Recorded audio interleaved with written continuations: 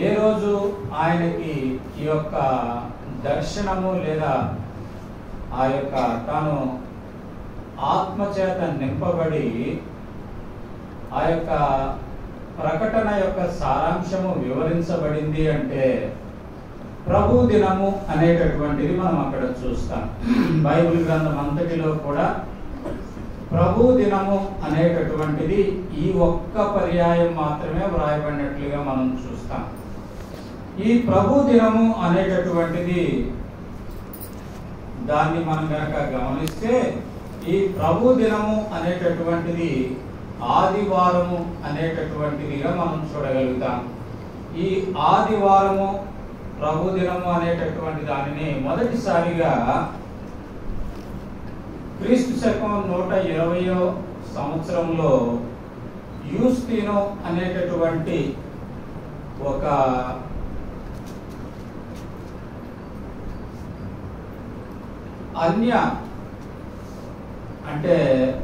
అన్యజనుడు, యూదుడు కానటువంటి వ్యక్తి క్రీస్తు శకం 120వ సంవత్సరంలో ప్రభు దినము అంటే ఆదివారము అనేటటువంటిది వ్రాసినట్లుగా మనం చూస్తాం. ఇతడు కూడా తన జీవిత యాత్రలో చివరి దినాల్లో యేసుక్రీస్తు ప్రభువారిని ఎరిగి తాను కూడా హతసాక్షి అయినట్లుగా మనం చూస్తాం. ప్రభు కొరకై హతసాక్షి అయినట్లుగా తన జీవితాన్ని వెచ్చించినట్లుగా మనం చూస్తాం. తాను కూడా శిరచ్ఛేదనం చేయబడటం ద్వారా తాను ప్రభుకి సాక్షిగా నిలబడినట్లుగా మనం చూస్తాం. కాబట్టి ఈ యొక్క యూస్తీను అనేటటువంటి అతను క్రీస్తు శకం 120వ సంవత్సరంలో ప్రభు దినాన్ని గురించి ప్రత్యేకంగా ప్రస్తావిస్తూ ఆదివారము అని వ్రాసినట్లుగా మనం చూస్తాం. ఆదివారము ప్రభు దినము అంటే ఆదివారం అని పేర్కొన్నట్లుగా మనం చూస్తాం. ఎందుకు ఈ ప్రభు దినం అంటే దేవుడు యోహానికి ప్రత్యక్షత ఇచ్చాడు, లేదా ఈ ప్రభు దినానికి ఉన్నటువంటి ప్రాముఖ్యత లేదా ఆదివారానికి ఉన్నటువంటి ప్రాముఖ్యత ఏంటి అంటే కొన్ని విషయాలు మనం చూద్దాం. చూడండి, మత్తయి సువార్త 28వ అధ్యాయము మొదటి వచనం గనక మనం గమనిస్తే, మత్తయి సువార్త 28వ అధ్యాయము మొదటి వచనాన్ని గనక మనం గమనిస్తే, విశ్రాంతి దినము గడిచిపోయిన తరువాత ఆదివారమున తెల్లవారుచుండగా మగ్దలేని మరియయు వేరొక మరియయు సమాధిని చూడవచ్చిరి. కారణం ఏంటిది అంటే మనం అక్కడ చూస్తాం, ఆయన సజీవుడిగా ఉన్నప్పుడు ఆయన చెప్పినటువంటి మాట ఏంటిది అంటే, మరణించి సమాధి చేయబడి 3వ దినాన్న తిరిగి లేస్తాను అని చెప్పినట్లుగా. అందుకే ఈ శాస్త్రులు పరిచయం వచ్చి మాకు ఒక సూచక క్రియ కనపరచు అన్నప్పుడు యోనాను గురించినటువంటి సూచక క్రియ తప్ప వేరొక సూచక క్రియ మీకు లేదు అంటాడు. అంటే యోనాను గురించిన సూచక క్రియ అంటే చేప కడుపులో తాను 3 దినాలు ఉండి 3వ దినాన్న తాను ఏ రీతిగా మరి సజీవుడిగా ఆ యొక్క ఒడ్డుకు చేర్చబడ్డాడు అనే దానికి సాదృశ్యంగా ప్రభువారు ఆ సంగతి గుర్తు చేసినట్లుగా మనం చూస్తాం. కాబట్టి వీరందరూ ఉదయకాలాన్ని ఎందుకు వెళ్ళారు? కారణం ఏంటంటే ప్రభు లేస్తాను అని చెప్పాడు, ప్రభు లేస్తానని చెప్పాడు. అందుకే మనం చూస్తాం, బహుశా మార్కు సువార్త అనుకుంటాను, ఒకసారి చూడండి, వాళ్ళు అక్కడ అంటారు, ఈ వంచకుడు తాను లేస్తాను అని చెప్పాడు అనేటటువంటి మాట అంటాడు. చూడండి ఒకసారి, అది ఎక్కడంటే మార్కు సువార్తన ఒకసారి గమనించండి. అది మార్కు సువార్త బహుశా 16వ అధ్యాయంలో అనుకుంటా, 16వ అధ్యాయమా లేకపోతే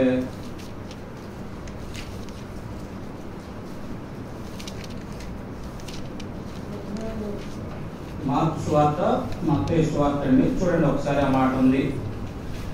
ఆయన చెప్పినటువంటి మాటను వారు జ్ఞాపకం చేసుకొని అక్కడ పెడతారు. ఆ యొక్క రాయి పొరలించి ఏం చేస్తారంటే దానికి ముద్ర వేసినట్లుగా మనం చూస్తాం. పెద్ద రాయిని పొరలించి ఆ యొక్క సమాధికి ద్వారానికి పెద్ద రాయి పొర్లించి ముద్ర వేసినట్లుగా మనం చూస్తాం. కాబట్టి అది లూకా సువార్త అండి. ఒకసారి చూడండి, అది ఎక్కడ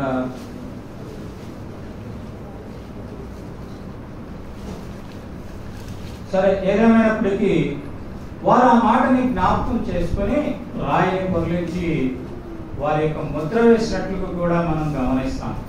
కాబట్టి ఈ యొక్క 3వ దినాన్న వారు వచ్చేటప్పటికి ఏమైంది అంటే ఆ రాయి ఏమా 16వ అధ్యాయము 4వ వచనం మార్కు సువార్త 16వ అధ్యాయము 4వ వచనం. ఆ యొక్క రాయి దొర్లించబడి ఉన్నట్లుగా మనం అక్కడ చూస్తాం. అంటే దాని అర్థం ఏంటిది అంటే ప్రభువారు తిరిగి లేచారు అనేటటువంటిది మనం అక్కడ చూస్తాం. అంటే ఆదివారానికి ఉన్నటువంటి ప్రాముఖ్యత ఏంటిదంటే అది పునరుద్ధాన దినము అనేది. ప్రభు తిరిగి లేచినటువంటి దినము ఆదివారం అనేటటువంటిది మనం గమనిస్తా ఉన్నాం. కాబట్టి మొదటిది ఆదివారానికి ఉన్నటువంటి ప్రాముఖ్యత. ఎందుకు మనం ఆదివారం ఈ రీతిగా ప్రభు సన్నిధిలో చేరతామంటే ఆదివారానికి ఉన్నటువంటి ప్రాముఖ్యత ఏంటంటే అది ప్రభు తిరిగి లేచినటువంటి దినముగా మనం జ్ఞాపకం చేసుకుంటాం. అందుకే మార్కు సువార్తలో చూస్తాం, లూకా సువార్తలో కూడా మనం చూస్తాం.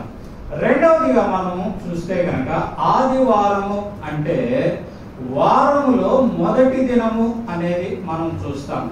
ఆది అంటే మనం మొదటిది అనేది మనం చూస్తాం కదా. అందుకే బైబిల్ గ్రంథంలో మొదటి పుస్తకానికి ఏమని పేరు పెట్టాము? ఆది కాండము, ఆరంభము, ప్రారంభము అనేది మనం గమనిస్తాం. ప్రారంభ దినము, ప్రారంభము అనేది లేదా ఆరంభ దినము అనేది మనం గమనిస్తాం. కాబట్టి వారంలో ఉన్నటువంటి దినాలలో మొదటి దినం ఏది అంటే ఆదివారము అనేది మనం గమనిస్తాం. కాబట్టి మొదటి దినము ఆదివారము. కాబట్టి మనం అందుకే మనం చూస్తాం, దైవజనులు మనకి చెప్పేది ఏంటంటే నీ దినములో నీ వారములో మొదటి దినాన్ని, నీ దినములో మొదటి గంటని అనేది ప్రభువుకి ఇవ్వాలి అంటారు. ప్రభువుకి ఇవ్వాలి అని చెప్తారు. కాబట్టి వారంలో మొదటి దినం దేవునికి ఇవ్వాలి, ఆ యొక్క దినంలో మొదటి గడియ దేవునికి ఇవ్వాలి అనేది. అంటే మనం లేచిన వెంటనే ప్రభువుని స్తుతించే వారంగా ఉండాలనేది దేవుని యొక్క ఆశ. కాబట్టి మొదటిది ఏంటంటే ఆదివారానికి ఉన్న ప్రాముఖ్యత అది వారములో మొదటిది. రెండవది ఏంటిదంటే ప్రభు పునరుద్ధానుడై తిరిగి లేచినటువంటి దినము అనేది మనం అక్కడ చూస్తా ఉన్నాం. ఆదివారానికి ఉన్నటువంటి ప్రాముఖ్యత. మూడవదిగా కనుక మనం గమనిస్తే యోహాను సువార్త 20వ అధ్యాయము 1వ వచనాన్ని కనుక మనం గమనిస్తే ఆదివారమున ఇంకను చీకటిగా ఉన్నప్పుడు మగ్దలేని మరియ పెందలకడ సమాధి యొద్దకు వచ్చి సమాధి మీద ఉంచిన రాయి తీయబడి ఉండుట చూచెను. తర్వాత మనం 16వ వచనాన్ని కనుక మనం చదివితే యేసు ఆమెను చూచి మరియాని పిలిచెను. ఆమె ఆయన వైపు తిరిగి ఆయనను హెబ్రీ భాషతో రబ్బూని అని పిలిచెను. ఆ మాటకు బోధకుడా అని. తిరిగి మనం కనుక గమనిస్తే ఇక్కడ మనం చూస్తాం 19వ వచనాన్ని కనుక మనం గమనిస్తే ఆదివారం సాయంకాలమున శిష్యులు యూదులకు భయపడి తాము కూడి ఉన్న ఇంటి తలుపులు మూసుకొని ఉండగా యేసు వచ్చి మధ్యన నిలిచి మీకు సమాధానము కలుగునుగా కానీ వారితో చెప్పారు. కాబట్టి మూడవ ప్రాముఖ్యత ఏంటి ఆదివారానికి అంటే పునరుద్ధానుడై తిరిగి లేచినటువంటి యేసు తన శిష్యులకు దేవుని ప్రజలకు ప్రత్యక్షత ఇచ్చినటువంటి దినము, ప్రత్యక్షమైనటువంటి దినము లేదా తన యొక్క దర్శనం ఇచ్చినటువంటి దినము ఆదివారము అనేది మనం చూస్తాం. కాబట్టి మూడవది గమనించండి, పునరుద్ధానుడై తిరిగి లేచినటువంటి యేసుక్రీస్తు మరి కొంతమందికి అంటే దేవుని బిడ్డలకు తన శిష్యులకు ప్రత్యక్షమైనటువంటి దినం అనేటటువంటిది మనం అక్కడ చూస్తాం. అదే విషయాన్ని లూకా సువార్తలో మనం చూస్తాం, మార్కు సువార్తలో కూడా మనం చూస్తాం. తర్వాత నాలుగవదిగా కనుక మనం గమనిస్తే ఏంటి ఆదివారానికి ఉన్నటువంటి ప్రాముఖ్యత అంటే లూకా సువార్త 24వ అధ్యాయము 30వ వచనము. లూకా సువార్త 24వ అధ్యాయము 30వ వచనం.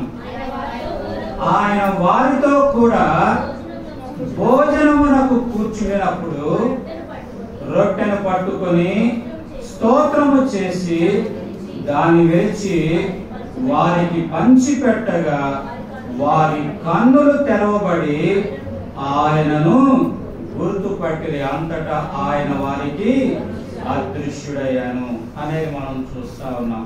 యమై మార్గంలో వెళ్తా ఉన్నటువంటి ఇద్దరితో కలిసి ప్రభువు కూడా కలిసి నడిచాడు. సాయంకాలం అయింది, చీకటి పడతా ఉంది. ఆ సమయంలో వారు ఒక చోట బస చేశారు. బస చేసిన తర్వాత అక్కడ మనం చూస్తా ఉన్నాం కదా, బస చేసి ఇంతలో తాము వెళుచున్న గ్రామం దగ్గరకు వచ్చినప్పుడు ఆయన ఇంకా కొంత దూరం వెళ్ళినట్లు అగుపడగా 29 వారు సాయంకాలం కావచ్చింది, బ్రతుకుంది మాతో కూడా ఉండుమని చెప్పి ఆయనను బలవంతం చేసిరి కనుక ఆయన వారితో కూడా ఉండుటకు లోపలికి వెళ్ళి ఆయన వారితో కూడా భోజనమునకు కూర్చున్నప్పుడు ఒక రొట్టెను పట్టుకొని స్తోత్రం చేసి, అంటే ఆదివారం రొట్టె విరిచినటువంటి ఆదివారము రొట్టె విరిచిన దినముగా మనం చూస్తాం. అందుకే మనం ప్రభువును సిలువ వేసి తిరిగి లేచినటువంటి దినానికి ముందుగా మనము చూస్తాం. ఆ యొక్క మనం ఏ ఆదివారం అంటాం? పామ్ సండే ఆ రాత్రి కూడా వారు రొట్టె విరిచినట్లుగా మనం చూస్తాం. కాబట్టి ఆదివారం రొట్టె విరిచినటువంటి దినముగా మనం చూస్తాం. అందుకే అపోస్తల కార్యాలు 20వ అధ్యాయం 7వ వచనంలో కూడా మనం ఆ మాట చూస్తాం. అపోస్తల కార్యాలు ఆదివారమున మేము రొట్టె విరుచుటకు. కాబట్టి ఆదివారానికి ఉన్న మరొక ప్రాముఖ్యత ఏంటిది అంటే అది రొట్టె విరిచేటటువంటి, అంటే ప్రభు శరీరానికి సాదృశ్యమైన ఆ రొట్టె పాలు పంపులు పొందేటటువంటి దినముగా మనం చూస్తాము. తరువాత మనం కనుక గమనిస్తే 5వదిగా ఆది అపోస్తల కార్యాలు 2వ అధ్యాయము 1వ వచనం. అపోస్తల కార్యాలు 2వ అధ్యాయము 1వ వచనం మనం చూస్తాం. పెంతెకొస్తు పండుగ దినం వచ్చినప్పుడు అందరూ ఒక చోట కూడి ఉండగా అప్పుడు వేగముగా వీచుచున్న బలమైన గాలి వంటి ఒక ధ్వని ఆకాశము నుండి అకస్మాత్తుగా దిగివచ్చి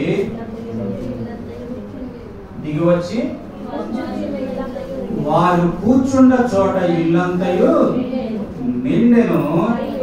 మరియు అగ్ని జ్వాలల వంటి నాలుకలు విభాగించబడి వారికి కనబడి వారిలో ఒక్కొక్కని మీద రాలగా అందరూ పరిశుద్ధాత్మతో నిండిన వారై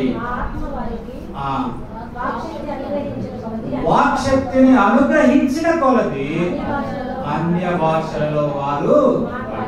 కాబట్టి వారి మీద పరిశుద్ధాత్మ దిగినట్లుగా మనం చూస్తాం.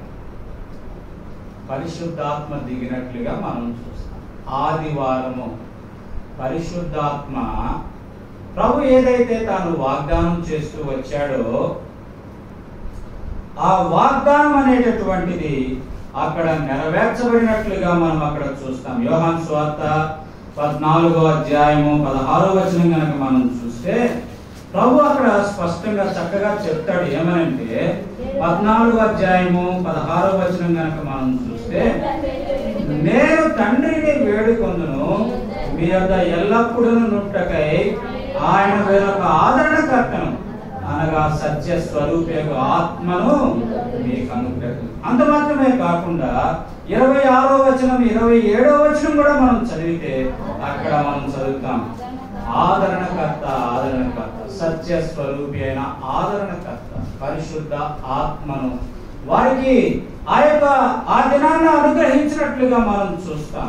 అందుకే మనం లేవీకాండాన్ని కనుక మనం గమనిస్తే 23వ అధ్యాయం 9వ వచనంలో లేవీకాండము 23వ అధ్యాయము 9వ వచనంలో గనక మనం గమనిస్తే, మరియు యెహోవా ఇలాగు సెలవిచ్చెను, నీవు ఇశ్రాయేలుతో ఇట్లనము, నేను మీకు ఇచ్చుచున్న దేశమునకు మీరు వచ్చి దాని పంటను కోయినప్పుడు మీ మొదటి పంటలో ఒక పనను యాజకుని యొద్దకు తేవలెను. యెహోవా మిమ్మల్ని అంగీకరించినట్లు అతడు యెహోవా సన్నిధిని ఆ పనను అల్లాడింపవలెను. విశ్రాంతి దినమునకు మరుదినమున యాజకుడు దానిని అల్లాడింపవలెను. అంటే ఇక్కడ మనం ఆరోదిగా ఏం గమనిస్తా ఉన్నామంటే, విశ్రాంతి దినానికి మరుదినం ఏది అంటే ఆదివారం. విశ్రాంతి దినం అంటే శనివారము, అంటే ప్రభువారు సిలువ వేయబడింది శుక్రవారము, శనివారము విశ్రాంతి దినము, ఆదివారము పునరుద్ధాన దినము. కాబట్టి విశ్రాంతి దినానికి మరుదినము ఏం చేయాలా? అక్కడ ఏం చేయాలా? పనను అల్లాడింపాలా, అంటే ఆ యొక్క బలి అర్పించాలి అనేటటువంటిది మనం అక్కడ చూస్తా ఉన్నాం. అక్కడే మనం చూడగలం 15వ వచనం 16వ వచనం కనుక మనం గమనిస్తే, అదే లేవీకాండం 23వ అధ్యాయము 15వ వచనం 16, మీరు విశ్రాంతి దినమునకు మరునాడు అనగా అల్లాడించు పనులు మీరు తెచ్చిన దినము మొదలుకొని ఎన్ని వారాలు? 7 వారములు లెక్కింపవలెను. 7 వారాలు లెక్కించు. 7 వారాలు అంటే 7 ఏళ్ళు 49. 7 ఏళ్ళు 49. 49 తర్వాత వచ్చేటటువంటి ఆదివారం పెంతుకొస్తు ఆదివారం అంటాం. తర్వాత వచ్చేటటువంటి ఆదివారం అంటే పెంతుకొస్తు అంటే గ్రీకులో 50 అని అర్థం. పెంతుకొస్తు అంటే గ్రీకులో 50 అని అర్థం. కాబట్టి ప్రభువారు ఈ లోకంలో ఉన్నప్పుడు 40 దినాలు ఆయా రీతిలుగా వారందరికీ కనబడుతూ వచ్చారు.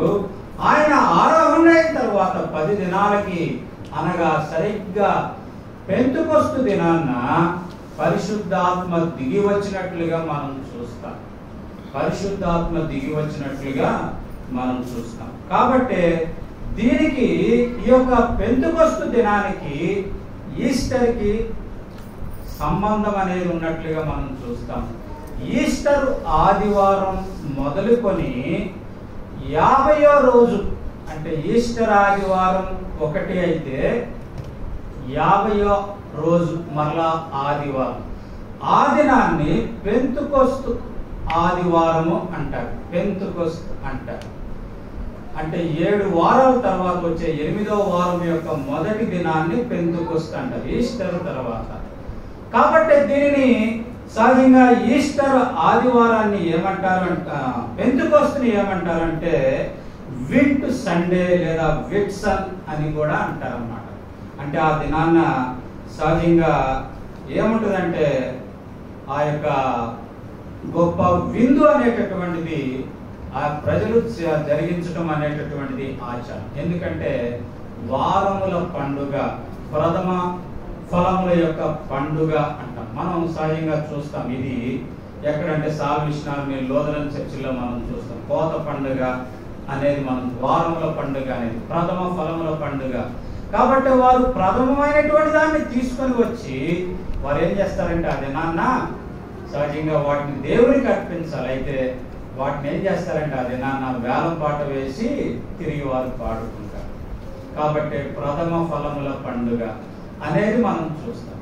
అది పెంతుకొస్తు దినాన్న జరుగుతుంది. కాబట్టి ప్రథమ ఫలముల పండుగ. అందుకే మనం ఇక్కడ చూస్తాం కొరింథీయులకు రాసినటువంటి పత్రిక 15వ అధ్యాయము, కొరింథీయులకు రాసిన మొదటి పత్రిక 15వ అధ్యాయము 20వ వచనం కనుక మనం గమనిస్తే, ఇప్పుడైతే నిద్రించిన వారిలో ప్రథమ ఫలముగా క్రీస్తు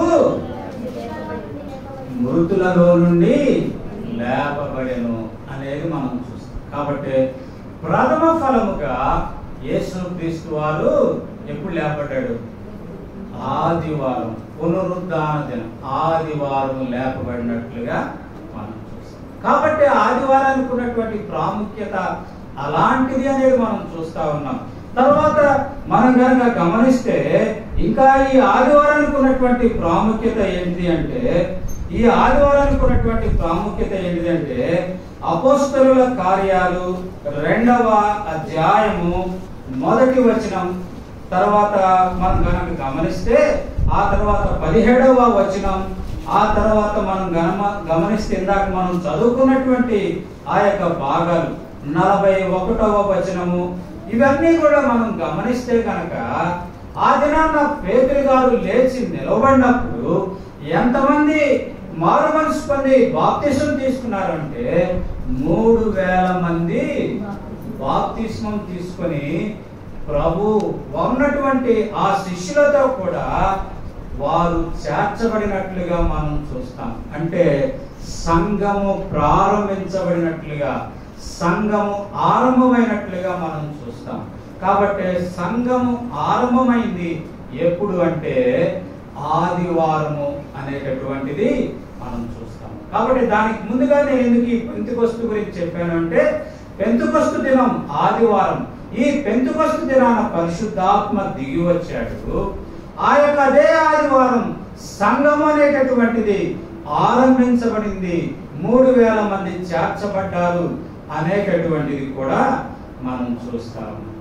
అర్థమైందండి? ఆదివారం అంటే, ఆదివారానికి ఉన్నటువంటి ప్రాధాన్యత ఏంటి? ఆదివారం అంటే మొదటిది ఏంటి?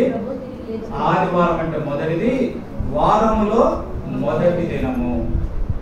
రెండవది ఏంటంటే ప్రభు పునరుద్ధారుడై తిరిగి లేచినటువంటి దినము అనేది మనం చూస్తా ఉన్నాం. మూడవదిగా ప్రభు ప్రత్యక్షమైనటువంటి దినం. అంటే ఆ యొక్క ప్రభు ప్రజలకి మరియా మగ్దలేని మరియా మరికొందరికి, తర్వాత తనతో ఉన్నటువంటి ఆ శిష్యులకి ఆయన ప్రత్యక్షమైనటువంటిది ఆదివారము అనేది మనం చూస్తా ఉన్నాం. ఆ తర్వాత నాలుగవదిగా మనం ఏం చూస్తా ఉన్నామంటే రొట్టె విరిచింది ఆదివారము అనేది మనం చూస్తా ఉన్నాం. ఎందుకంటే ప్రభు పునరుద్ధారుడై తిరిగి లేచిన తర్వాత రొట్టె విరిచింది ఆదివారమే. ప్రభు మరణించడానికి ముందు రొట్టె వేయించింది కూడా ఆదివారం అనేది మనం అక్కడ గమనించగలుగుతాం. ఆ తర్వాత ఐదవదిగా కనుక మనం గమనిస్తే పరిశుద్ధాత్మ ప్రభు ఏదైతే తాను సజీవుడిగా ఉన్నప్పుడు తన యొక్క శిష్యులను బలపరచడానికి కొరకే నేను మిమ్మల్ని ఒంటరిగా అనాథులుగా విడిచిపెట్టను, ఆత్మను మీకు అనుగ్రహించి వెళుచున్నాను, నా శాంతిని మీకు అనుగ్రహించి కలవరపడవద్దు, మీ హృదయాన్ని కలవరపడనీయకుడి అని చెప్పినటువంటి ఆ వాగ్దాన ప్రకారంగా పరిశుద్ధాత్మ దేవుడు దిగి వచ్చింది కూడా ఆదివారం పెంతెకొస్తు దినము అనేది మనం చూస్తా ఉన్నాం. అంటే ఈ పెంతెకొస్తు అంటే గ్రీకులో 50 అని అర్థం. కాబట్టి ప్రభువారు 40 దినాలు ఆయన పునరుద్ధారుడై తిరిగి లేచిన తర్వాత ఆయా రీతిగా కనిపించి ఆరోహణైన తర్వాత 10 దినాలకి సరిగ్గా పరిశుద్ధాత్మ దేవుడు వారందరూ సమకూడి ఉన్నటువంటి ఆ సమయంలో వారందరి మీదకి కూడా పరిశుద్ధాత్మ దేవుడు దిగి వచ్చినట్లుగా మనం చూస్తాం. రెండు తర్వాత మనం కనుక గమనిస్తే ఈ ఆదివారం అనేటటువంటిది ప్రథమ ఫలముల పండుగ అనేది కూడా మనం చూస్తాం. శనివారానికి అంటే విశ్రాంతి దినానికి మరునాడు ప్రథమ ఫలముల పండుగ ఆచరించాలి అనేది మనం గమనిస్తాము. తర్వాత చివరిగా మనం గమనిస్తే ఈ ఆదివారం అనేది సంఘము ఆరంభించబడినది దినముగా మనం చూస్తా ఉన్నాం. అయితే ప్రశ్న ఏంటి అంటే, ఇంతటి ప్రాముఖ్యత కలిగినటువంటి ఆదివారాన్ని నీవెలా గడుపుతా ఉన్నావు, నీవెలా గడుపుతావు అనేది ప్రశ్న. ఆదివారం అంటే ఏముందిలే విశ్రాంతి దినం అంటే ఇప్పుడు మనకు విశ్రాంతి. ఆదివారం అంటే ఏముందిలే చక్కగా వండుకొని తిందాం, పడుకుందాం, రెస్ట్ తీసుకుందామని అనుకుంటా ఉన్నారా? ఆదివారానికి ఉన్నటువంటి ప్రాముఖ్యత ఎరగకుండా నిర్లక్ష్య స్వభావం కలిగి నిర్లక్ష్యంగా వ్యవహరిస్తా ఉన్నామా? ప్రియమైన సహోదరుడా, ప్రియమైన సహోదరి, ఎందుకు ఆదివారం ప్రభు దినం అయింది అంటే దానికి అంతటి ప్రాముఖ్యత ఉంది. అంత మాత్రమే కాకుండా మనం చూస్తే దేవుడు తన ప్రజల యొక్క క్షేమం, దేవుడు తన ప్రజల యొక్క భవిష్యత్తు ఎరిగేటువంటి వాడై యోహానికి ప్రత్యక్షమై ఇదిగో జరగబో సంగతులు ఇవి అని తెలియపరిచేటువంటి దినము కూడా ఆదివారము అనేది మనం గమనిస్తాం. ఆదివారం అనేది మనం గమనిస్తాం. ప్రభుతో ఉన్నటువంటి ఆయన శిష్యులందరూ కూడా హతసాక్షులవుతూ వచ్చారు. యోధాకు మారుగా 11వ వాడిగా 12వ వాడిగా ఎన్నుకోబడినటువంటి మత్తయి కూడా హతసాక్షి అవుతూ వచ్చాడు. ఒక్క యోహాను మాత్రమే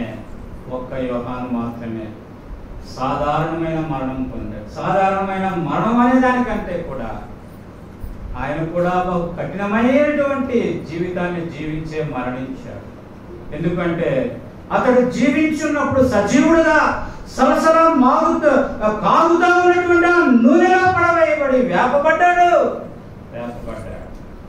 అయితే ప్రభు నన్ను కనికరించి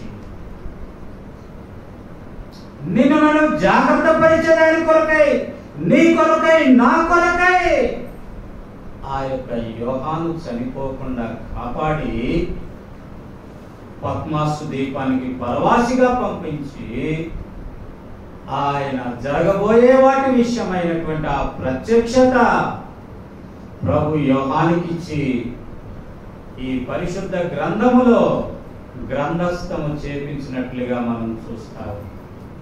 దాన్ని బట్టి అది చదవటం ద్వారా నీవు నేను జాగ్రత్త కలిగిన వారమై రాబోతా ఉన్నటువంటి గుర్తులేంటి అనేటటువంటివి ఎరిగినటువంటి వారమై మనం జాగ్రత్త కలిగినటువంటి జీవితాన్ని కలిగి ఉండాలనేది దేవుని యొక్క ఆశగా మనం గమనిస్తాం. ఇంత ప్రాముఖ్యత కలిగినటువంటి ఈ దినాన్ని మనం నిర్లక్ష్యంగా గడుపుతా ఉన్నామా, లేకపోతే ఏముందిలే అనుకుంటా ఉన్నామా? ప్రియమైన సహోదరుడా, ప్రియమైన సహోదరి, ఒకవేళ అలాగాని నీ జీవితం ఉంటే ప్రభా నేను ఎరుగక ఆ రీతిగా ఉంటున్నాయ్యా, నిర్లక్ష్యంగా ఉన్నాను, ఏముందిలే అనుకుంటూ వచ్చాను, నా ఇష్టానుసారంగా జీవిస్తూ వచ్చాను, ఈ లోకంలో ఉన్నటువంటి ఆశల వైపు చూస్తూ ఆ దినాన్ని వ్యర్థపరుస్తూ వచ్చానయ్యా, వ్యర్థపరుస్తూ వచ్చాను. లోకంలో ఉన్నది ఏంటంట? లోకంలో ఉన్నది ఆశ, లోక ఆశ. శరీరంలో ఉన్నదేంటి? ఆశ. నేత్రంలో ఉన్నదేంటి? ఆశే. అన్ని ఆశే కదా. కాబట్టి ఆశబోతులం అంటే